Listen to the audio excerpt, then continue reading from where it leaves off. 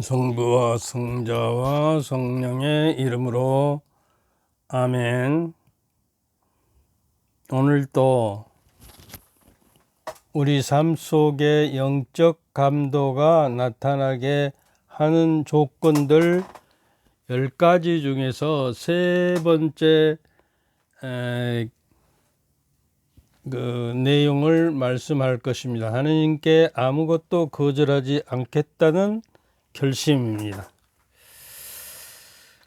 오늘 이 시간에 성령께서 우리 마음을 열어주시고 또 성령의 힘으로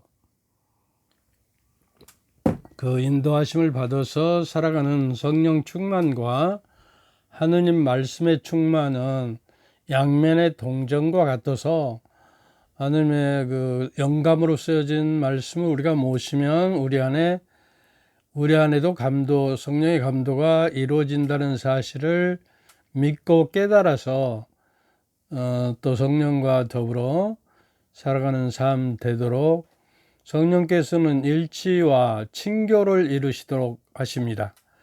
그리고 예수님께서 부활 승천하신 후에 성령을 보내주셨다고 하셔서 지금 우리가 사는 시대는 성령의 시대요, 교회의 시대. 교회가 몸이라면 영혼은 성령입니다. 성령이 모시지 않는 교회라는 것은 에클레시아, 그래서 성도들의 모임이거든요. 성령이 살아계시지 않으면 교회는 하나의 제도에 불과하고 권위에 종속할 수밖에 없는 지경에 빠집니다. 그래서 오늘 특별히 이 시대에 필요한 성령 충만과 말씀 충만이 우리 안에 이루어지도록 성령의 도우심으로 이 시간 이끌어 주시고, 제가 말하는 것이 아니라 제 안에 계시는 성령께서 여러분의 마음을 열어주시고 성령의 힘으로 말씀하소서. 우리 주 그리스도를 통하여 비나이다. 아멘. 성부와 성자와 성령의 이름으로 아멘. 오늘은 아까 말씀드렸던 것처럼 10가지 우리 삶 속에 영적 감도, 인도가 나타나게 하는 조건들 10가지 중에 세 번째 조건입니다. 처음에는 참여와 감사, 영적 인도하심 바라기 이런 것인데, 오늘은 하느님께 아무것도 거절하지 않겠다는 결심. 좀 의심스러워서 한 번 더 봐야겠어.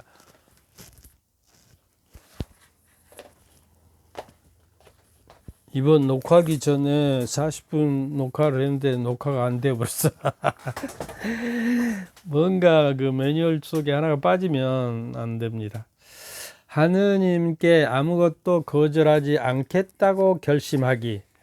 우리가 그 욥기를 한번 여러분들도 한번 읽어 보시면 좋을 것 같아요. 여기 보면 이제 욥기 그 첫째 1장 21절에 보면, 이것도 첫 번째 시련 13절에 보면 이제 여부 아들 딸들이 맏등집에서 전부 이렇게 먹고 마시고 하는데 바람이 불어서 집이 허물어져가고 다 죽어버렸거든요. 그리고 양떼라든가 락타떼라든가 소떼라든가 머슴들이라든가 다 죽어버렸어요. 그리고 그 불이 나서 또 죽어버리고, 그래서 이제 그런 시련을 첫 번째 받습니다. 그런 시련을 받는데 이제 욥은 이렇게 기도합니다. 이제 욥이 그러자 욥이 일어나 겉옷을 찢고 머리를 깎았다. 구약 시대 회개하고 보소하는 의미로 그렇게 하지요. 그리고 땅에 엎드려 말하였다. 알몸으로 어머니께서 배에서 나온 이 몸, 주님께서 주셨다가 주님께서 가져가시니 주님의 이름은 찬미 받으소서.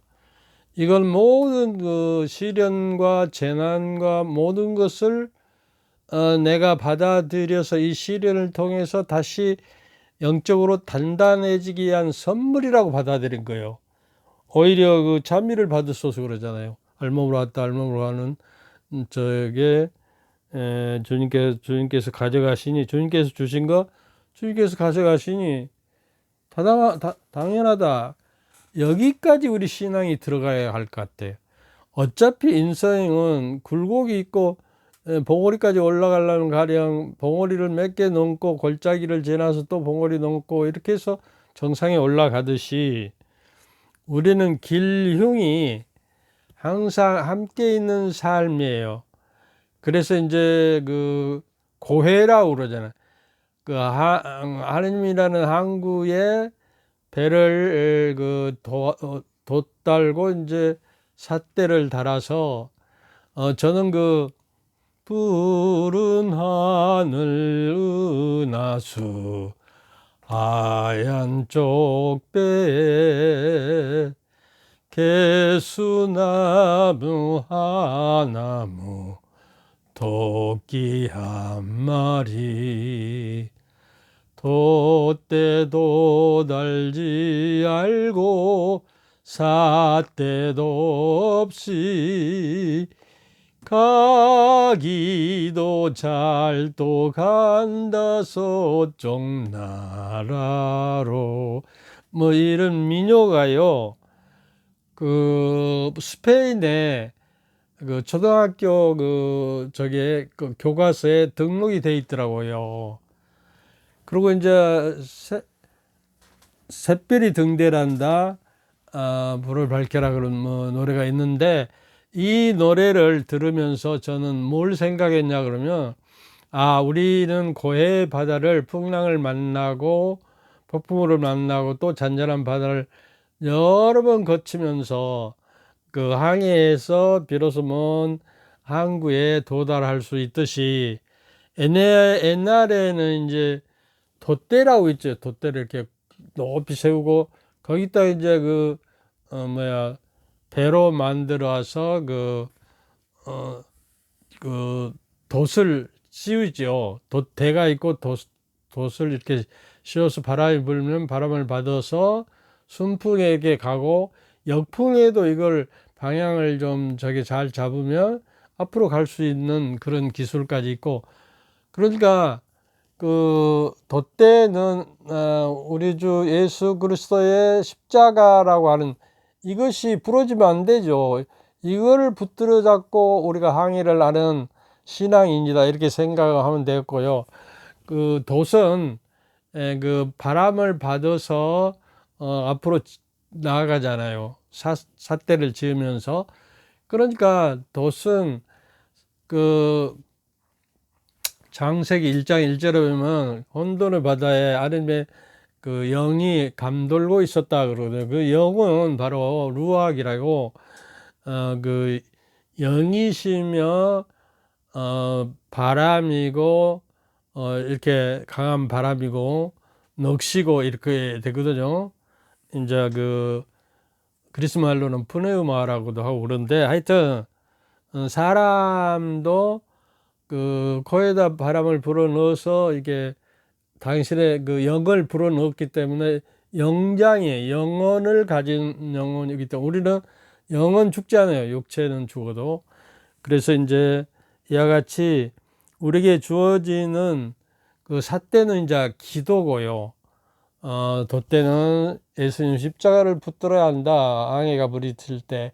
그리고 돛을 이제 방향을 이렇게 틀고 하면서 그 바람이라고 하는 강한 바람이라고 하는 성령의 힘으로 우리가 앞으로 향해져 나간다. 돛이라는 그 다시라는 저어서 삿대를 저어서 이렇게 나아가잖아요. 그것을 내가 문득 깨달은 적이 있습니다.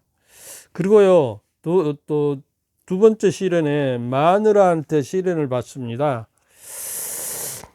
이에 사탄은 주님 앞에서 물러나와 욥을 발바닥에서 머리 꼭대기까지 고약한 부스럼을 쳤다. 욥은 질그릇 조각으로 그 몸을 긁으며 잿더미 속에 앉아 있었다. 그의 아내가 그에게 말하여 당신은 아직도 당신의 그 흠없는 마음을 굳게 지키려 하나요? 하느님을 저주하고 죽어버리시오. 참 기가 막히죠. 그러자 욥이 여자에게 말하였다. 당신은 미련한 여자처럼 말하는구려. 우리가 하나님에게서 좋은 것을 받는다면 나쁜 것도 받아들여져야 하지 않겠소. 이 모든 일을 당하고도 욥은 제 입술로 죄를 짓지 않았다. 이렇게 돼 있어요. 그리고 이제 그 욥이 끝까지 친구들에게 그 반박을 하고 친구들이 자기에 넘어가지 않고 어쩔 때는 자기 자신을 저주하고 어머니 뱃속에서 그 밤 내가 태어나지 않았더라면 이런 적이 없을 것이라고 막 자기 자신을 저주하기도 하지만 결국에 가서는 하나님께 절대로 배반하지 않고 이제 배로 낙타도 뭐 1,400마리 뭐 이게 소떼 양떼를 배로 불러주시고 자식들도 이제 그 7 남자와 3 여자를 낳았는데 그 여자들이야말로 세상에 제일 아름답다 이렇게 표현하고 있어요. 그리고 이제 내중에 하느님이 저를 단단하게 시험하셔서 그 시험 속에서 통과해서 더 단단하고 풍요로운 영육 간의 행복을 누렸다는 내용이거든요. 그래서 우리가 한번 생각을 되돌려 봐야 하는데 오늘 제가 준비한 내용 중에서 그 온전한 은탁, 여러분들 그 가정이나 성당에 보면은 자비의 예수님 성심상본에 있는데 하얀 빛과 빨간 빛이 나오거든요. 그건 뭘로 하냐면 심장에서 하얀 빛은 물이고 빨간 빛은 그 피예요. 물과 피를 쏟으셨다. 물은 세례성사를 받는 것을 자고 피는 성체성사를 표상한다. 이렇게 되어 있습니다. 우리가 피값으로 또 그 축성된 물로 이렇게 재심을 받음으로써 성사가 이루어서 비로소 하느님의 아들과 딸이 되어서 새롭게 거듭나 새 사람이 된 거예요. 리포메이션이 된 거예요. 옛날 묵은 자기는 죽고 물속에 이제 집어넣어서 원래는 침례를 했어요. 물속에 집어넣고 그리스도와 함께 죽고 다시 꺼내면 다시 그리스도의 부활의 능력을 받아서 우리가 하나님의 자녀가 되고 또 언제와 번제가 없어지고 성령께서 임하셔서 내 안에 사시는 내가 성령의 궁전이다. 내 존재가 이렇게 이야기를 합니다. 그래서 이제 그 상본에 보면 자비 예수님 성심 상본에 보면은 그 내어드림이고 의타감이에요. 그 밑에 뭐라고 써졌냐 그러면 예수님 저는 당신께 의탁합니다. 그 기도를 바치라는 거예요. 그래서 저는 그 예수의 기도라고 숨을 들어 마시면서 주 예수 그리스도님 그러면 예수 성심이 내 그 심장에 이렇게 뜨겁게 차오르도록 하고 숨을 내뱉으면서 저에게 자비를 베푸시오. 이게 자비는 심판을 이긴다고 그랬어요. 우리가 하나님의 자비를 받아서 그 뭐 절대 무한한 자비시죠. 그 자비의 바다에 우리가 몸을 담그고 온전히 거기에 빠져야 한다는. 그래서 수영을 하듯이 해야 하는데 두려워서 그 바다에 빠지지 않으면 안 된다는 거예요. 자유롭게 헤엄을 칠 수 있어야 한다는 거예요. 그래서 바로 그 자비는 심판을 이깁니다. 그 심판을 이기는 게 제 생각에는 이제 여러 가지가 있는데 특별히 기도와 자비예요. 기도도 그냥 기도가 아니라 이게 3세트가 하나가 돼요. 기도와 단식과 자선이에요. 근데 우리는 자선을 빼버리고 기도하면 기도가 무효고, 또 단식이라고 하는 거는 먹음만 전폐하는 것이 아니라 못을 아껴 쓰고 소중히 쓰고, 아니면 모든 피조물이 사물이 또 하나님의 선물임을 깨닫고 함부로 쓰지 말고 낭비하지 말고 물도 한 방울도 아끼고, 또 환경 지구를 살려서 지구가 지금 이렇게 자전과 공전을 해서 태양 궤도를 돌잖아요. 라틴말로 꾸이드 모베뚤 알리오 모베뚤 이런 이야기를 하거든요. 모든 세상에 움직이는 것은 원리자인 자체신 분이 어떤 시초로 움직이기 때문에 움직인다. 모든 물체와 저기에 들어가는 분자라고 하는 것이 있잖아요. 원자라고 하는 것도 있고, 그것을 아주 고도의 저기를 보면 그 원자들이 이렇게 이게 활동하는 것을 볼 수 있다고 그래요. 모든 활동과 모든 자연과 모든 저기 안에 당신의 권능과 섭리로서 지금 지배되고 있는 거예요. 그래서 그 섭리 안에 우리가 따라가야 하는 거예요. 근데 우리는 우리에게 선물로 주신 자연, 에덴 동산을 주시면서 이 동산을 잘 가꾸고 이제 돌봐라 이랬어요. 근데 이제 창세기에 너희들이 이걸 지배해라 이렇게 했다고 해서 자연을 마음대로 훼손해 버렸는데, 지금 지구 환경이 온도가 높아져서 이제 빙하가 흘러내리고, 또 사람들이 지하수를 지구에서 많이 뽑아 써서 그것이 쓰고 이제 바닷물로 흘러 보내버리니까 지구 축이 카나다 쪽으로 좀 틀어졌답니다. 기울어졌답니다. 하느님께서 만들어 쓴 지구 축이 좀 흔들리고 벗어났다는 것은 지구가 궤도를 벗어나서 없어질 수 있다는 가능성도 있거든요, 함축적으로. 근데 그것을 서울대학교 카이스트인가 에서 처음으로 발견했답니다, 세계에서. 그래서 이제 이런 엄중한 시대에 지구를 살리자는 주일이 있었죠. 그걸 우리가 생각하면서 다시 한번 환경과 온난화를 걱정하면서, 우리 시대에 지금 살고 있는 시대에 그걸 해결하지 않으면 한 30년 후에는 지구 온도가 한 2도 정도 넘어가면 모든 작물이 대지를 안 든답니다. 그래서 스스로 멸망하게 돼요. 사실은 태양도 물질이기 때문에 언제든지 식거든요. 영원한 건 없어요, 이 세상의 피조물은. 그래서 여기서 이제 내어드리고 하느님의 소유예요. 우리 생명은 아까 욥이 이야기한 하느님께서 나 생명을 주셨으니 하느님께 돌려드린 거는 마땅하다 그랬어요. 알몸으로 와서 알몸으로 간다고. 그게 무슨 상황이나 일이나 사건에 성령의 인도하심에 내어 맡기고 아무 조건 무조건 수용하는 것이라는 거예요. 우리가 성령을 받아 누리려면. 그래서 여러분들이 알고 있는 이야기지만 세옹지마라고 있잖아요. 세옹이라는 사람이 국경 변방에 사는 사람이 세옹이에요.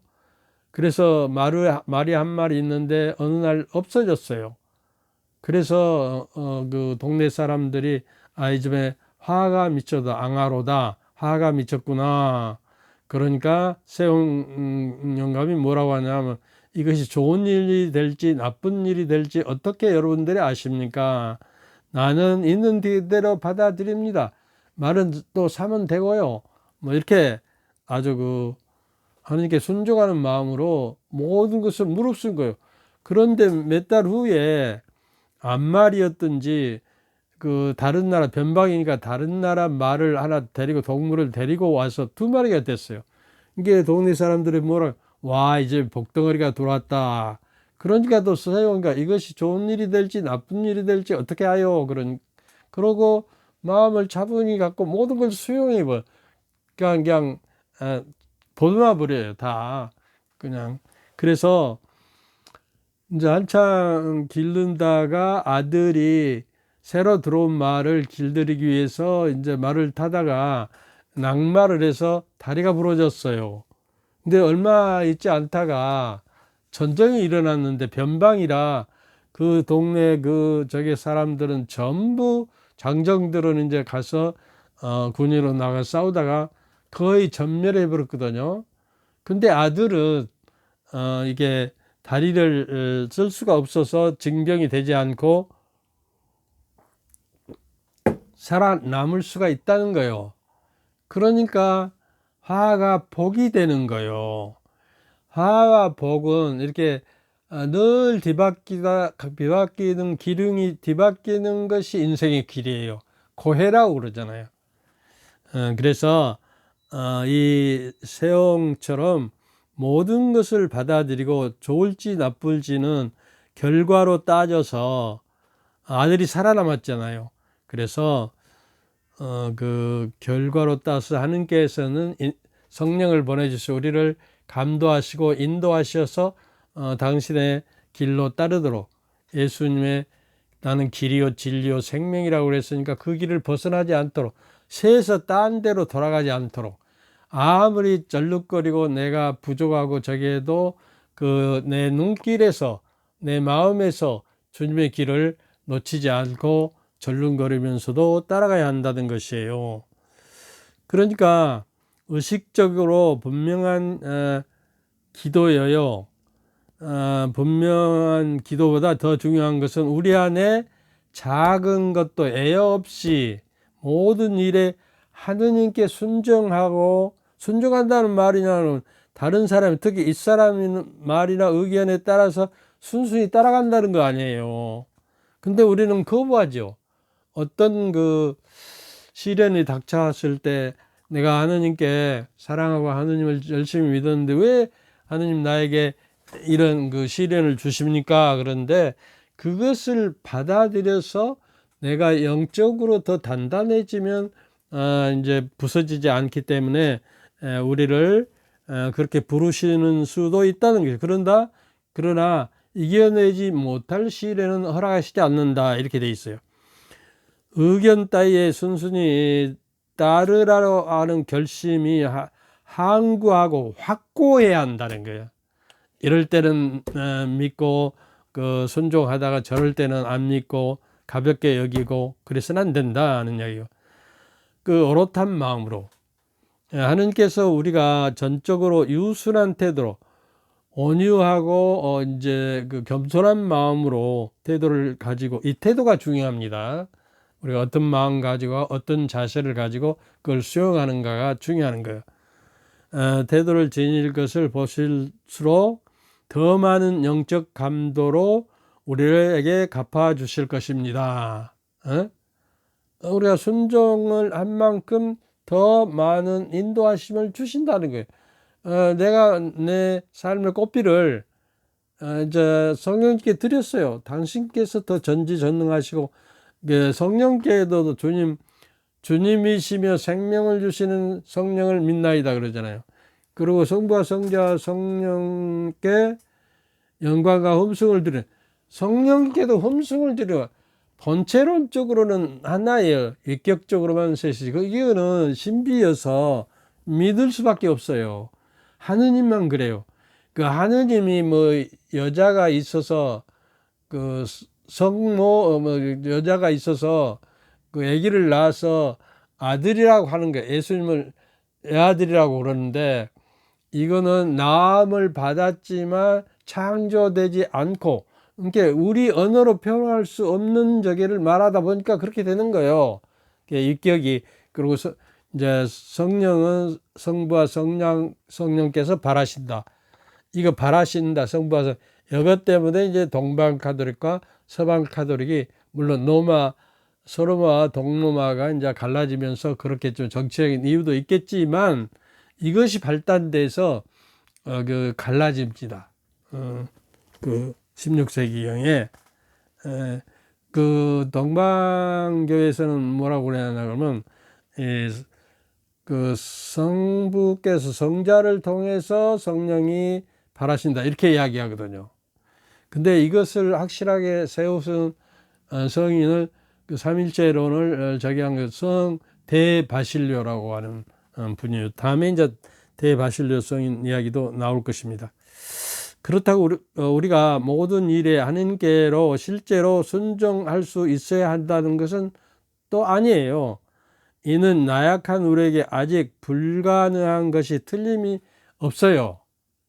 그래서 우리가 순종을 못했더라도 인간의 한계성 때문에 약성 때문에 했으니까 곧바로 회개하고 당신께 죄를 용서하도록 해야 하고요. 그러나 순종할 태세가 학세, 마음 자세와 몸의 자세가 항상 바르고 올바르게 갖추어져야 한다는 거예요. 순종가 확고하고 또 확고하게 해야 하며 특히 기도를 통해 하느님께서 우리에게 표현하실지도 모를 당신의 뜻을 아무리 작은 것이라도 소홀히 않겠다는 결심을 끊임없이 굳건하게 해야 한다. 근데 이제 우리가 유혹을 받고 또 그 마귀를 막 위험하게 생각하고 그러지 않아요. 근데 사실은 뭐죠? 왜 이것이 안 없어지지?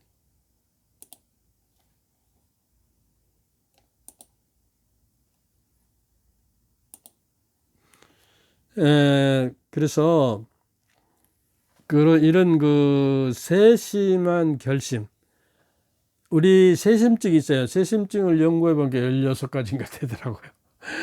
근데 뭡니까? 구마 신부님, 이태리 신부님인데 구마에 대해서 책을 썼는데 할리우드에서 영화로 만들었다는데 저는 못 봤는데 그 신부님과 함께 유학 가서 함께 살았던 분이 아주 부리부리하고 무섭게 생겼대요. 근데 그 마귀는 별로 힘이 없다. 그러면 왜 마귀를 두려워하고 무섭냐? 마귀는 우리의 세심증을 파고들고 그 마귀가 되기 위해서는 그 천사였죠. 처음에는 하느님을 거부하고 누가 하느님이냐 그러고 이제 루치펠과 그 미카엘이 싸워서 미카엘이 이겨서 미카엘 편은 천사가 되고 이 진 편은 악마가 되어 버렸죠. 그래서 이제 악마의 무기는 세심증을 이용해서 우리의 약점을 옛날에 천사였기 때문에 나보다 더 잘 알아요. 거의 하느님 수준으로 나를 알아. 그러니까 약점을 파고들어서 조금씩 의심하고 유혹을 해서 점점점 조그만 것들을 하고 그 다음에 점점 그 속삭이는 소리에 넘어가서 우리 세심증을 이용하고 우리의 약점들을 이용해서 부풀려 가지고 이제 마귀의 장난에 우리가 꼬여 가지고 넘어간다는 것이죠. 그러니까 이거는 그 육체의 충동과 정신의 욕망 때문에 일어나지요. 대개 물질의 욕망, 어떤 소유, 권세와 또 재물과 권력과 이제 힘 이런 것들을 위해서 세상 것들을 추구하게 되죠. 그러면 우리가 세상에 육체에 따라서 사는 삶이 되어버리고 영의 인도를 따라서 행동하는 행동이 없어져 버려요. 그러면 마귀의 세력권에 들어가 버리는 것이죠. 그래서 악마를 무수하지 말고 조그만 그 약점들을 내가 솔직히 하는 게 고백하고 용서를 청해야 해요. 아무리 우리 죄가 우주만큼 크다 하더라도 하느님의 자비는 우주를 넘어서 초월적이기 때문에 무한하고 영원하기 때문에 어떤 죄도 우리가 진심으로 통회하고 회개하면 하느님께서는 받아주신다는 거예요. 그래서 또 하느님의 뜻을 지나쳐 버릴까 두려워하거나 근심 걱정과 그러한 것들이 우리 안에 가득 차 있으면, 세심증이 있어서 가득 차 있으면 어떻게 되냐 그러면 또 그것을 이용해요. 그러니까 신약성서에 근심하고 걱정하지 말으라는 말이 365번이 나온답니다. 그러면 하루에 한 번씩 걱정하지 말라는 거예요. 오늘은 걱정, 오늘을 충분하고 내일은 내일에 해라 그러게요.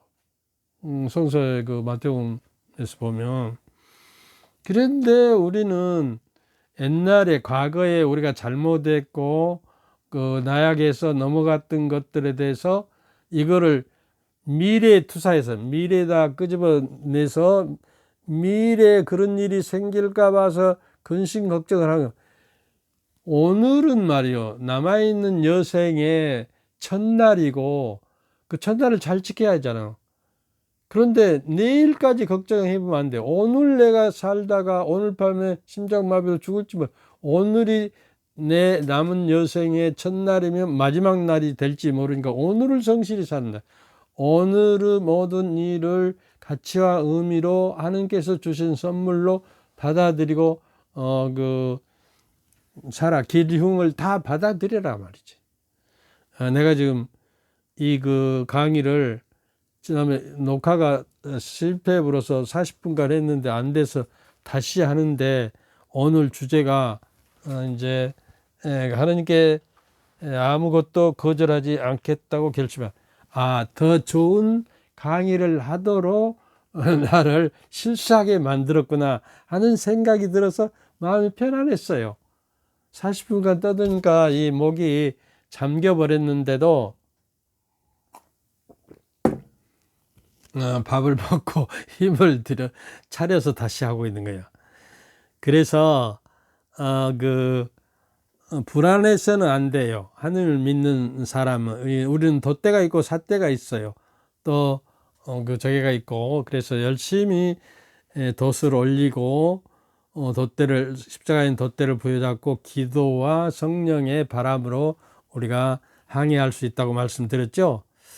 그래서 악마가 무기돼 우리를 낙담하게 해서는 안 된다. 절망의 구덩이에 빠게 되면 안 된다는 것이에요. 점을 분명히 알아둡시다. 또 하나님의 뜻을 지나쳐 버릴까 두려워하거나 또 그 끝을 이해하지 못할까 불안해서는 안 된다. 이 점에 있어서도 우리는 두려움이나 근심이나 걱정이 아니라 사랑으로 행동해야 한다. 하느님은 나를 절대로 사랑 자체이신 분이 나를 저버리지 않는다. 아무리 제 구렁텅이에 빠지고 아무리 내가 절망에 빠져도 주님은 항상 손을 들고 세상 마칠 때까지 너와 함께 있겠다고 하죠. 영어로 to learn that I am here always 뭐 이렇게 하거든요. 하느님께서는 이렇게 너희와 함께 있음을 항상 생각하고 배워라 그런 이야기. 이게 우리에게 주신 가장 큰 선물인 것 같아요. 절대자이신 하느님, 나약하고 피조물인 당신 만드는 존재를 위해서 사람이 돼서 사람을 피조물 자기 만든 것을 위해서 목숨을 바친 사람이 어디가 있어요? 의인을 위해서 목숨을 바친 사람이 있으면 죄인을 위해서는 누가 목숨을 바친 사람이 없잖아요. 우리 세상에서도. 그래서 사랑으로 행동해야 한다. 아무리 걱정이 있어도 하느님의 사랑은 나를 저버리지 않는다는 단단한, 하느님은 나의 성체이고 내 바위시며 나의 피난처이시다. 뭐 이렇게 이야기를. 옛날에는 바위 뒤에 있으면 안전하거든요. 화살을 쏘아도 좀. 근데 이제 여기서 한 가지 말씀드릴 것은, 그 옛날에 여러분들 그 마당에다 곡식을 이제 수학에서 깔아놓고 도리깨질을 한 경험을 한 사람도 있을 것이고, 아주 젊은이는 그것을 못 봤을 수도 있어요. 도리깨질은 이게 돌려서 이렇게 돌려서 치면 이렇게 들어 올리면 내려지고 그 다음에 내치는 힘으로 치는 것인데, 사실은 내가 어려서 도리깨질을 배웠는데요. 사실은 그렇게 안 하고 이렇게 저 뒤로 넘어가지 않고 이렇게 바닥 세웠을 때 넘어가기 순간 다시 내려치면 훨씬 탄력이 쉬워져요. 그리고 그 도리깨가 힘으로 떨어지도록 내 힘을 빼야 해요. 그냥 그 팔에다 힘을 주고 막 치면 도리깨는 힘이 안 가요. 내가 내 힘을 도리깨 꼭대기에다가 주어야. 골프 치는 것도 그래요. 힘 빼기 3년이라고 그래요. 그래서 모든 운동이 그렇습니다. 야구, 투수도 힘이 들어가면 방향을 바꿔져 버려요. 힘을 빼고 몸으로 쳐서 그 순간에 내어버리는, 던져버리는 힘으로, 이제 자기 마음대로, 가는 것이죠. 근데 여기서 한번 들어보세요. 저의 삶은 신앙적 삶으로 돌아봅시다. 도리깨질을 하는 뜻은 무엇이고, 대장장이가 대장간에서 새를 붉게 다듬어서 두들겨 펴서 새로운 모습을 만드는 것은 무슨 의미입니까? 여기서 잘 들어보세요. 부서진 것을 붙들어 사용하신다는 히브리 그 유대인들의 격언이 있습니다. 히브리면 유대인이나? 예. 단단한 곡식이 부서져야 어쩌죠? 나달이 주고 그걸 다시 부셔서 밀가루를 만들어야 빵을 만들잖아요. 그리고 모든 것들이 포도주도 향수도 잘게 이제 짓밟고 부서져서 부서짐을 통하여 새롭게 만들어지죠. 사람도 성숙한 인간이 돼서 그 성숙한 인간이 되기 위해서는 반드시 그 부서지는 역할이 있어야 쭉정이와 나달이 가려지듯이 심판 때 그 쭉정이와 나달이 갈라지죠. 그리고 심판대에 피를 뽑아버릴까요? 그러니까 그 뭐 저게 저게 성경할 때까지 놔둬라. 그리고 이제 이삭을 거둬들일 때 그걸 따로 뽑아들여라 그랬잖아요. 참아주는 거예요. 악행도 회개할 때까지 하느님은 그렇게 참으시는 분이에요. 그러나 부서지면서 사이즈가 크면 클수록 성숙의 크기도 커진다 그런 게. 내가 많은 고난을 당하며 예수님의 십자가의 파스카의 신비를 통해서 부활의 능력이 생겨서 내가 힘이 더 강하게 된다는 이야기입니다.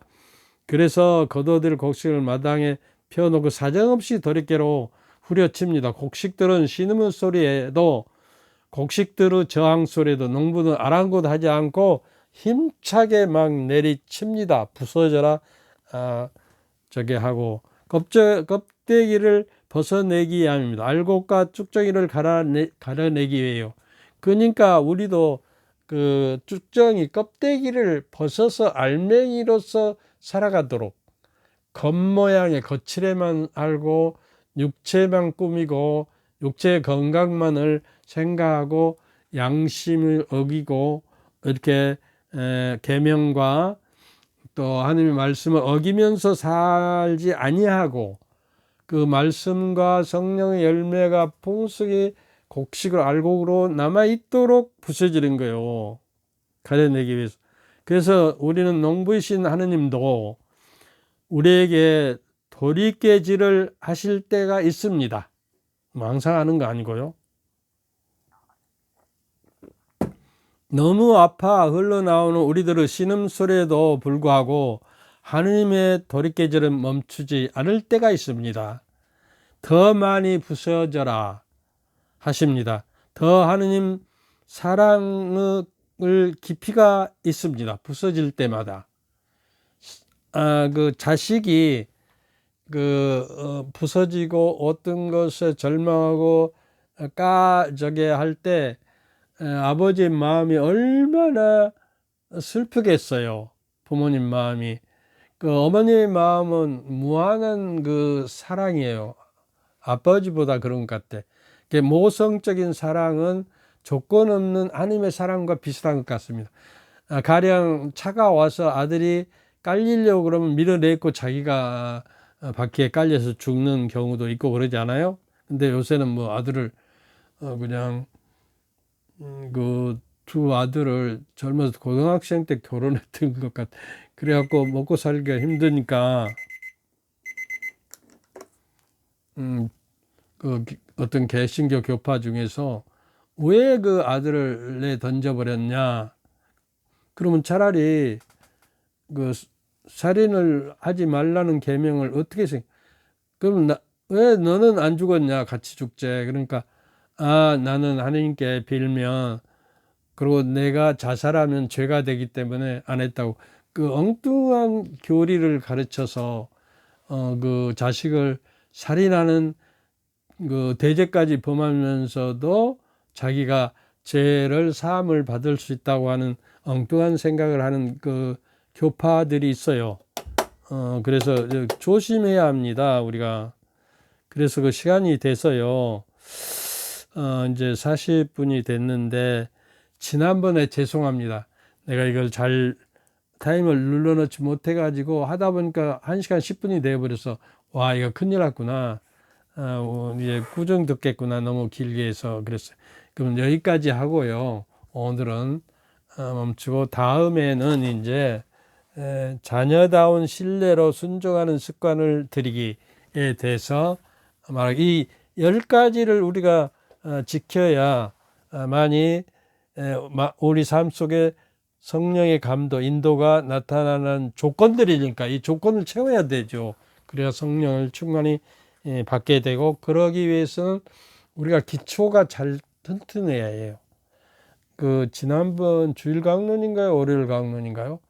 그 강가에 그 집 짓는 사람들이 땅을 깊이 파고 바위에 그 기초를 놓아서 지은 집은 그 집과 그 맨 땅에 그냥 기초를 튼튼하게 안 하고 지은 집이 강물이 범람하면 그 바위 위에 깊이 기초를 잡은 집은 그대로 끄떡도 없이 버티는데 맨 땅에 짓는 집은 부서져서 떠내려 가서 파산된다 그러잖아요. 기초가 뭐냐 그러면요. 기초는 성령을 받으려면 하느님의 말씀의 풍요로움과 또 성령 충만과 하느님 말씀의 충만으로 이루어지는 기초가 돼요.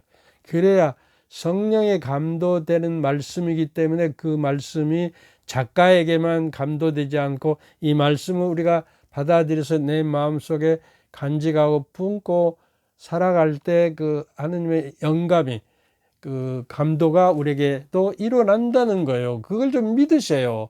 성 프란시스코 교황님께서 성서주일에 성경주일에 그 성경주일에 그 말씀을 하셨어요.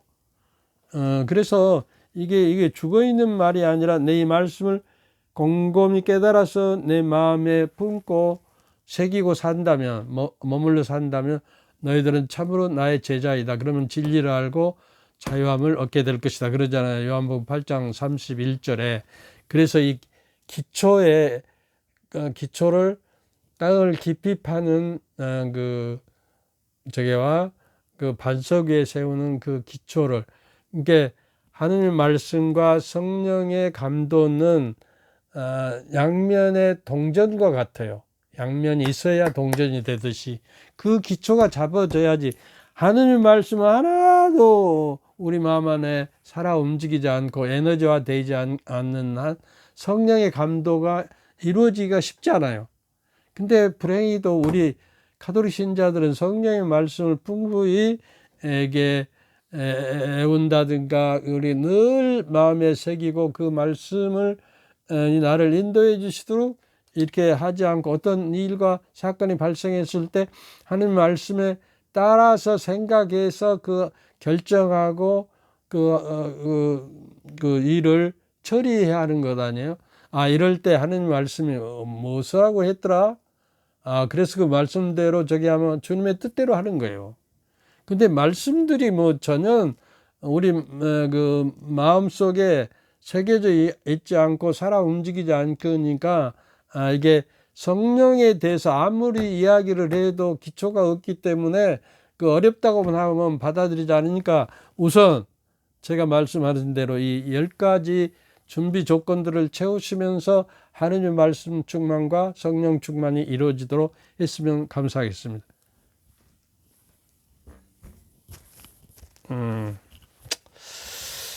그요, 사제 축복을 드리는데, 아브라함에게도 축복의 자격을 주셔서 너희들의 자손들이 그 축복을 받으리라 했고, 성직자들에게 특별히 안수와 축복을 하는 그 직무를 주셨어요. 그래서 사제 직무적인 그 축복을 하시니까 여러분 마음을 가다듬고 여러분 가족 모두에게 축복을 내릴 때 주님께서 여러분과 함께 또한 사제의 영과 함께 전능하신 천주 성부와 성자와 성령께서는 여러분 가족 모두에게 하나님 말씀과 성령의 충만이 내려서 친교와 사랑이 이루어지는 복된 가정이 되기를 성부와 성자와 성령의 이름으로 여러분에게 머물기를 기도합니다. 아멘. 감사합니다. 감사합니다. 감사합니다. 이번에는 녹화가 돼야 하는데 자꾸 실수를 하네요.